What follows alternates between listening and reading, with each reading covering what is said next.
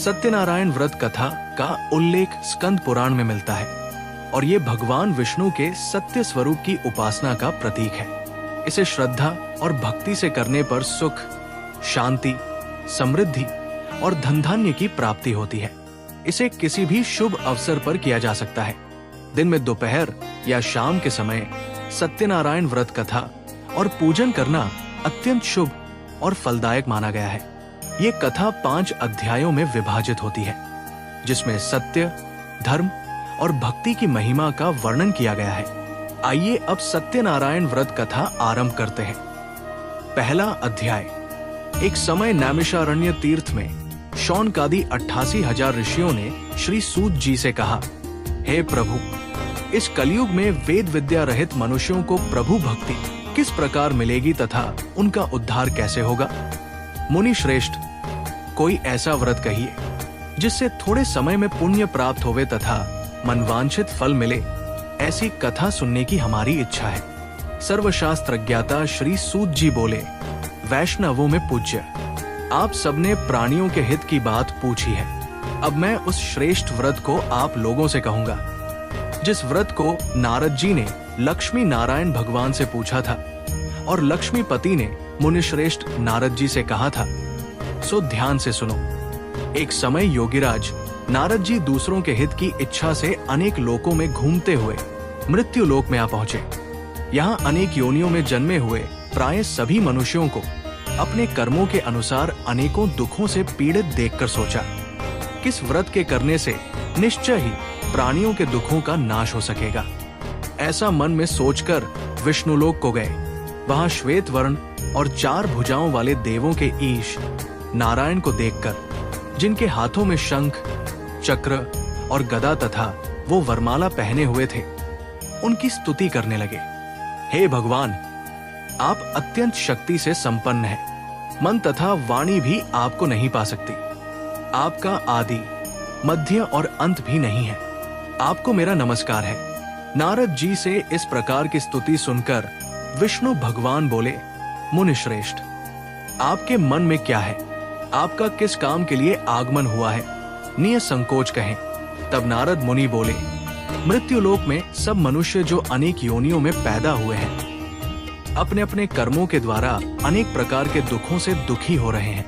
यदि आप मुझ पर दया रखते हो तो बतलाइए कि उन मनुष्यों के सब दुख थोड़े से ही प्रयत्न से कैसे दूर हो सकते हैं। श्री विष्णु भगवान जी बोले, हे नारद, मनुष्यों की भलाई के लिए तुमने बहुत अच्छी बात पूछी है। जिस काम के करने से मनुष्य मोह से छूट जाता है, वो मैं कहता हूँ। सुनो, बहुत पुण्य देने वाला स्वर्ग तथा मृत्युलोक दोनों में दुर्लभ एक उत्तम व्रत है। आज मैं प्रेमवश होकर तुमसे कहता हूँ। श्री सत्यनारायण भगवान का ये व्रत अच्छी तरह विधि पूर्वक करके मनुष्य धरती पर आयु पर्यंत सुख भोग कर मरने पर मोक्ष को प्राप्त होता है। श्री भगवान के वचन सुनकर नारद मुनि बोले, हे भगवान, उस व्रत का फल क्या है? क्या विधान है और किसने ये व्रत किया है और किस दिन ये व्रत करना चाहिए? विस्तार से कहिए। विष्णु भगवान बोले, नारद, दुख, शोक आदि को दूर करने वाला, धन धान्य को बढ़ाने वाला, सौभाग्य तथा संतान को देने वाला, ये व्रत सब स्थानों पर विजयी करने वाला है। भक्ति और श्रद्धा के साथ किसी भी दिन मनुष्य श्री सत्यनारायण की प्रातः काल के समय ब्राह्मणों और बंधुओं के साथ धर्मपरायण होकर पूजा करे। भक्ति भाव से नैवेद्य, केले का फल, शहद, घी, दूध और गेहूं का आटा सवाया लेवे और सब पदार्थों को भगवान के अर्पण कर बंधुओं सहित ब्राह्मणों को भोजन करावे। तत्पश्चात स्वयं भोजन करे। रात्रि में नृत्य, गीत आदि का आयोजन कर सत्यनारायण भगवान का स्मरण करते हुए समय व्यतीत करे। इस तरह व्रत करने पर मनुष्यों की इच्छा निश्चय पूरी होती है। विशेष रूप से कलिकाल में भूमि पर यही मोक्ष का सरल उपाय है। दूसरा अध्याय। सूत जी बोले, ऋषियों, जिसने पहले समय में इस व्रत को किया है उसका इतिहास कहता हूँ। ध्यान से सुनो। सुंदर काशीपुरी नगरी में एक अत्यंत निर्धन ब्राह्मण रहता था। वो भूख और प्यास से बेचैन हुआ नित्य पृथ्वी पर घूमता था। ब्राह्मणों से प्रेम करने वाले भगवान ने ब्राह्मण को दुखी देखकर वृद्ध ब्राह्मण का रूप धारण कर उसके पास जा आदर के साथ पूछा, हे विप्र, तुम नित्य दुखी हुए पृथ्वी पर क्यों घूमते हो? ये सब मुझसे कहो, मैं सुनना चाहता हूं। ब्राह्मण बोला, मैं निर्धन हूं, भिक्षा के लिए पृथ्वी पर फिरता हूं। भगवान, यदि आप इससे छुटकारा पाने का कोई उपाय जानते हो तो कृपा कर मुझे बताएं। वृद्ध ब्राह्मण बोला, हे विप्र, सत्यनारायण भगवान मन वांछित फल देने वाले हैं, इसलिए तुम उनका पूजन करो, जिसके करने से मनुष्य सब दुखों से मुक्त हो जाता है। ब्राह्मण को व्रत का सारा विधान बतलाकर वृद्ध ब्राह्मण का रूप धारण करने वाले सत्यनारायण भगवान अंतर ध्यान हो गए। जिस व्रत को वृद्ध ब्राह्मण ने बतलाया है, मैं उसको करूंगा। ये निश्चय करने पर उसे रात में नींद भी नहीं आई। सवेरे उठ सत्यनारायण के व्रत का निश्चय कर भिक्षा के लिए चला। उस दिन उसको भिक्षा में बहुत धन मिला, जिससे बंधु बांधवों के साथ उसने सत्यनारायण भगवान का व्रत किया। इसके करने से वो ब्राह्मण सब दुखों से छुटकर अनेक प्रकार की संपत्तियों से युक्त हुआ। उस समय से वो हर मास व्रत करने लगा। इस तरह सत्यनारायण भगवान के व्रत को जो कोई भी करेगा, वह मनुष्य सब दुखों से छूट जाएगा। ऋषि बोले, मुनीश्वर, संसार में इस ब्राह्मण से सुनकर किस किस ने इस व्रत को किया, हम वो सब सुनना चाहते हैं। इसके लिए हमारे मन में जिज्ञासा है। सूत जी बोले, हे मुनियों, जिस जिसने इस व्रत को किया है वो सब सुनो। एक समय जब वो ब्राह्मण धन और ऐश्वर्य के अनुसार बंधु बांधवों के साथ व्रत करने को तैयार हुआ, उसी समय एक लकड़ी बेचने वाला वृद्ध आदमी आया और बाहर लकड़ियों को रखकर ब्राह्मण के मकान में गया। प्यास से दुखी लकड़हारा उनको व्रत करते देखकर ब्राह्मण को नमस्कार कर कहने लगा, आप ये क्या कर रहे हैं? इसके करने से क्या फल मिलता है? कृपा करके मुझको बताइए। ब्राह्मण ने कहा, सब मनोकामनाओं को पूरा करने वाला ये सत्यनारायण भगवान का व्रत है। इसकी ही कृपा से मेरे यहाँ धन धान्य आदि की वृद्धि हुई है। ब्राह्मण से इस व्रत के बारे में जानकर लकड़हारा बहुत प्रसन्न हुआ। चरणामृत ले प्रसाद खाने के बाद अपने घर को गया। अगले दिन लकड़हारे ने अपने मन में इस प्रकार का संकल्प किया कि आज ग्राम में लकड़ी बेचने से जो धन मिलेगा, उसी से सत्यनारायण देव का उत्तम व्रत करूंगा। ये मन में विचार कर वो वृद्ध आदमी लकड़ियां अपने सिर पर रखकर जिस नगर में धनवान लोग रहते थे, ऐसे सुंदर नगर में गया। उस दिन वहां पर उसे उन लकड़ियों का दाम पहले दिनों से चौगुना मिला। तब वो वृद्ध लकड़हारा दाम ले और अति प्रसन्न होकर केले, शक्कर, घी, दूध, दही और गेहूं का चूर्ण इत्यादि सत्यनारायण भगवान के व्रत की कुल सामग्रियों को लेकर अपने घर गया। फिर उसने अपने भाइयों को बुलाकर विधि के साथ भगवान का पूजन और व्रत किया। उस व्रत के प्रभाव से वो वृद्ध लकड़हारा धन, पुत्र आदि से युक्त हुआ और संसार के समस्त सुख भोगकर वैकुंठ धाम को चला गया। तीसरा अध्याय। सूत जी बोले, श्रेष्ठ मुनियों, अब आगे की कथा कहता हूं। पहले समय में उल्कामुख नाम का एक बुद्धिमान राजा रहता था। वो सत्यवक्ता और जितेंद्रिय था। प्रतिदिन देवस्थानों पर जाता तथा गरीबों को धन देकर उनके कष्ट दूर करता था। उसकी पत्नी कमल के समान मुख वाली और सती साध्वी थी। पुत्र प्राप्ति के लिए भद्रशिला नदी के तट पर उन दोनों ने सत्यनारायण भगवान का व्रत किया। उस समय वहां एक साधु नामक वैश्य आया। उसके पास व्यापार के लिए बहुत सा धन था। वो नाव को किनारे पर ठहरा कर राजा के पास गया और राजा को व्रत करते हुए देखकर विनय के साथ पूछने लगा, राजन, भक्तियुक्त चित्त से ये आप क्या कर रहे हैं? मेरी सुनने की इच्छा है, सो आप ये मुझे बताइए। राजा बोला, वैश्य, अपने बांधवों के साथ पुत्रादि की प्राप्ति के लिए ये महाशक्तिवान सत्यनारायण भगवान का व्रत व पूजन कर रहा हूं। राजा के वचन सुनकर साधु आदर से बोला, हे राजन, मुझसे इसका सब विधान कहो। मैं भी आपके कथनानुसार इस व्रत को करूंगा। मेरे भी कोई संतान नहीं है और मुझे विश्वास है कि इस व्रत के करने से निश्चय ही होगी। राजा से सब विधान सुन व्यापार से निवृत्त हो वो आनंद के साथ अपने घर को गया। साधु ने अपनी स्त्री को संतान देने वाले इस व्रत को सुनाया और प्रण किया कि जब मेरे संतान होगी तब मैं इस व्रत को करूंगा। साधु ने ऐसे वचन अपनी स्त्री लीलावती से कहे। एक दिन उसकी स्त्री लीलावती भगवान की कृपा से गर्भवती हो गई तथा 10वें महीने में उसके यहाँ एक सुंदर कन्या का जन्म हुआ। दिनों दिन वो इस तरह बढ़ने लगी जैसे शुक्ल पक्ष का चंद्रमा बढ़ता है। कन्या का नाम कलावती रखा गया। तब लीलावती ने मीठे शब्दों में अपने पति से कहा कि जो आपने संकल्प किया था कि भगवान का व्रत करूंगा, अब आप उसे करिए। साधु बोला, हे प्रिय, इसके विवाह पर करूंगा। इस प्रकार अपनी पत्नी को आश्वासन दे वो नगर को चला गया। कलावती पितृगृह में वृद्धि को प्राप्त हो गई। साधु ने जब नगर में सखियों के साथ अपनी पुत्री को देखा तो तुरंत दूत बुलाकर कहा कि पुत्री के वास्ते कोई सुयोग्य वर देख कर लाओ।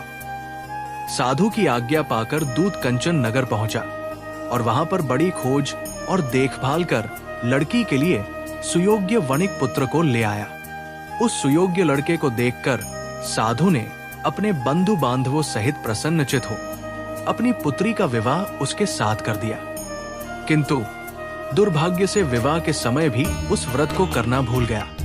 तब श्री सत्यनारायण भगवान क्रोधित हो गए और साधु को श्राप दिया कि तुम्हें दारुण दुख प्राप्त होगा। अपने कार्य में कुशल साधु वैश्य अपने जमाता सहित समुद्र के समीप स्थित रत्नपुर नगर में गया और वहां दोनों ससुर और जमाई चंद्रकेतु राजा के उस नगर में व्यापार करने लगे। एक दिन भगवान सत्यनारायण की माया से प्रेरित कोई चोर राजा का धन चुराकर भागा जा रहा था। किंतु राजा के दूतों को आता देखकर चोर ने घबराकर भागते हुए धन को वही चुपचाप रख दिया जहां वे ससुर और जमाई ठहरे हुए थे। जब दूतों ने उस साधु वैश्य के पास राजा के धन को रखा देखा तो वे दोनों को बांधकर ले गए और राजा के समीप जाकर बोले, हे राजन, ये दो चोर हम पकड़ लाए हैं, देखकर आज्ञा दीजिए। तब राजा की आज्ञा से उनको कठोर कारावास में डाल दिया और उनका सब धन छीन लिया। सत्यनारायण भगवान के श्राप के कारण साधु वैश्य की पत्नी व पुत्री भी घर पर बहुत दुखी हुई। उनके घर पर जो धन रखा था उसको भी चोर चुरा कर ले गए। शारीरिक व मानसिक पीड़ा तथा भूख प्यास से अति दुखित हो अन्न की चिंता में कलावती एक ब्राह्मण के घर गई। वहां उसने सत्यनारायण भगवान का व्रत होते देखा। फिर कथा सुनी और प्रसाद ग्रहण कर रात को घर आई। माता ने कलावती से कहा, हे पुत्री, अब तक कहाँ रही और तेरे मन में क्या है? कलावती बोली, हे माता, मैंने एक ब्राह्मण के घर श्री सत्यनारायण भगवान का व्रत होता देखा है।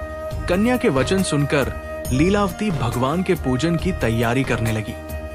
लीलावती ने परिवार और बंधुओं सहित श्री सत्यनारायण भगवान का पूजन किया और वर मांगा कि मेरे पति और दामाद शीघ्र घर आ जाएं। साथ ही प्रार्थना की कि हम सबका अपराध क्षमा करो। सत्यनारायण भगवान इस व्रत से संतुष्ट हो गए और राजा चंद्रकेतु को स्वप्न में दर्शन देकर कहा, हे राजन, जिन दोनों वैश्यों को तुमने बंदी बना रखा है वे निर्दोष हैं। उन्हें प्रातः ही छोड़ दो और उनका सब धन उनको लौटा दो, नहीं तो मैं तेरा धन, राज्य और पुत्रादि सब नष्ट कर दूंगा। राजा से ऐसे वचन कहकर भगवान अंतर ध्यान हो गए। प्रातः काल राजा चंद्रकेतु ने सभा में अपना स्वप्न सुनाया। फिर दोनों वणिक पुत्रों को कैद से मुक्त कर सभा में बुलाया। दोनों ने आते ही राजा को नमस्कार किया। राजा मीठे वचनों से बोला, महानुभावों, तुम्हें भाविवश ऐसा कठिन दुख प्राप्त हुआ है, अब तुम्हें कोई भय नहीं। ऐसा कहकर राजा ने उनको नयन वस्त्राभूषण दिए तथा उनका जितना धन लिया था उससे दुगना धन देकर आदर सहित विदा किया। दोनों वैश्य अपने घर को चल दिए। चौथा अध्याय। सूत जी बोले, दोनों ने यात्रा आरंभ की और अपने नगर को चल पड़े। उनके थोड़ी दूर निकलने पर दंडी वेशधारी सत्यनारायण ने उनसे पूछा, हे साधु, तेरी नाव में क्या है? अभिमानी वणिक हंसता हुआ बोला, हे दंडी, आप क्यों पूछते हो? क्या धन लेने की इच्छा है? मेरी नाव में तो बेल और पत्ते भरे हैं। वैश्य का कठोर वचन सुनकर भगवान ने कहा, तुम्हारा वचन सत्य हो। दंडी ऐसा कहकर वहां से दूर चले गए और कुछ दूर जाकर समुद्र के किनारे बैठ गए। दंडी के जाने पर वैश्य ने नित्य क्रिया करने के बाद नाव को ऊंची उठी देखकर अचंभा किया और नाव में बेल पत्ते आदि देखकर मूर्छित हो जमीन पर गिर पड़ा। फिर मूर्छा खुलने पर अत्यंत शोक प्रकट करने लगा। तब उसका दामाद बोला कि आप शोक न करें, ये दंडी का श्राप है, इसलिए उनकी शरण में चलना चाहिए, तभी हमारी मनोकामना पूरी होगी। दामाद के वचन सुनकर वैश्य दंडी के पास पहुंचा और अत्यंत भक्तिभाव से नमस्कार करके बोला, हे भगवान, आपकी माया से मोहित ब्रह्मा आदि भी आपके रूप को नहीं जानते, तब मैं अज्ञानी कैसे जान सकता हूं? आप प्रसन्न होइए, मैं अपने सामर्थ्य के अनुसार आपकी पूजा करूंगा। मुझ पर कृपया करो और पहले के समान नौका में धन भर दो। उसके भक्तियुक्त वचन सुनकर भगवान प्रसन्न हो उसकी इच्छानुसार वर देकर अंतर ध्यान हो गए। तब उन्होंने नाव पर आकर देखा कि नाव धन से परिपूर्ण है। फिर वो भगवान सत्यनारायण का पूजन कर साथियों सहित अपने नगर को चल पड़े। जब अपने नगर के निकट पहुंचे तब दूत को घर भेजा। दूत ने साधु के घर जा उसकी स्त्री को नमस्कार कर कहा कि साधु अपने दामाद सहित इस नगर के समीप आ गए हैं। ऐसा वचन सुन साधु की स्त्री ने बड़े हर्ष के साथ सत्यदेव का पूजन कर पुत्री से कहा, मैं अपने पति के दर्शन को जाती हूँ, तू कार्य पूर्ण कर शीघ्र आ जाना। परंतु कलावती माता के वचनों को अनसुना कर प्रसाद छोड़कर पति के पास चली गई। प्रसाद की अवज्ञा के कारण सत्यनारायण भगवान रुष्ट हो गए और उन्होंने कलावती के पति को नाव सहित पानी में डुबो दिया। कलावती अपने पति को न देखकर रोती हुई जमीन पर गिर गई। इस तरह नौका को डूबा हुआ तथा कन्या को रोता देख साधु दुखित हो बोला, हे प्रभु, मुझसे या मेरे परिवार से जो भूल हुई है उसे क्षमा करो। उसके दीन वचन सुनकर सत्यदेव प्रसन्न हो गए और आकाशवाणी हुई, हे साधु, तेरी कन्या मेरे प्रसाद को छोड़कर आई है, इसलिए इसका पति अदृश्य हुआ है। यदि वो घर जाकर प्रसाद खाकर लौटे तो इसे पति अवश्य मिलेगा। ऐसी आकाशवाणी सुनकर कलावती ने घर पहुंचकर प्रसाद खाया, फिर आकर पति के दर्शन किए। तत्पश्चात साधु ने बंधु बांधवों सहित सत्यदेव भगवान का विधि पूर्वक पूजन किया। उस दिन से वो प्रत्येक पूर्णिमा को सत्यनारायण भगवान की पूजा करने लगा। फिर इस लोक का सुख भोग कर अंत में स्वर्ग लोक को गया। 5वां अध्याय। श्री सूत जी बोले, हे ऋषियों, मैं एक और कथा कहता हूं। प्रजापालन में लीन तुंगध्वज नाम का एक राजा था। उसने भी भगवान का प्रसाद त्याग कर बहुत दुख पाया। एक समय वन में जाकर वन्य पशुओं को मारकर बड़ के पेड़ के नीचे आया। वहां उसने ग्वालों को भक्ति भाव से बांधवों सहित सत्यनारायण जी का पूजन करते देखा। परंतु राजा अभिमानवश देखकर भी वहां नहीं गया और ना ही नमस्कार ही किया। जब ग्वालों ने भगवान का प्रसाद उसके सामने रखा तो वो प्रसाद को त्याग कर अपनी सुंदर नगरी को चला गया। वहां उसने अपना सब कुछ नष्ट पाया। तब वो जान गया कि ये सब भगवान ने ही किया है। तब वो उसी स्थान पर ग्वालों के समीप गया और विधि पूर्वक पूजन कर प्रसाद खाया तो सत्यदेव की कृपा से पहले जैसा था वैसा ही हो गया। फिर वो राजा दीर्घकाल तक सुख भोग कर मरने पर स्वर्गलोक को गया। जो मनुष्य इस परम दुर्लभ व्रत को करेगा, भगवान की कृपा से उसे धन धान्य की प्राप्ति होगी। निर्धन धनी और बंदी बंधन मुक्त होकर निर्भय हो जाता है। संतानहीनों को संतान की प्राप्ति होती है तथा मनुष्य सब मनोरथ पूर्ण होकर अंत में बैकुंठ धाम को जाता है। जिन्होंने पहले इस व्रत को किया, अब उनके अगले जन्म की कथा कहता हूँ। बुद्ध शतानंद ब्राह्मण ने सुदामा का जन्म लेकर मोक्ष को पाया। उल्कामुख नाम का राजा दशरथ होकर बैकुंठ को प्राप्त हुआ। साधु नाम के वैश्य ने मोरध्वज बनकर अपने पुत्र को आरे से चीरकर मोक्ष को प्राप्त किया। महाराज तुंगध्वज स्वयंभू मनु हुए। उन्होंने बहुत से लोगों को भगवान की भक्ति में लीन कर स्वयं मोक्ष प्राप्त किया। इस प्रकार श्री सत्यनारायण व्रत कथा की ये अद्भुत और पवित्र यात्रा यही पूर्ण होती है। अगर आप इसका विस्तृत वीडियो देखना चाहते हैं तो हमारे चैनल सीक्रेट ऑफ डिवोशन पर आएं। इस व्रत की महिमा अपार है। जो भी श्रद्धा, भक्ति और सच्चे मन से इस व्रत को करता है उसे धन, संतान, सुख और अंत में भगवान के परमधाम की प्राप्ति अवश्य होती है। ये कथा हमें सिखाती है कि अहंकार से विनाश और भक्ति से उद्धार निश्चित है और हर शुभ कार्य से पहले श्रद्धा से सत्यनारायण भगवान की जय कहें।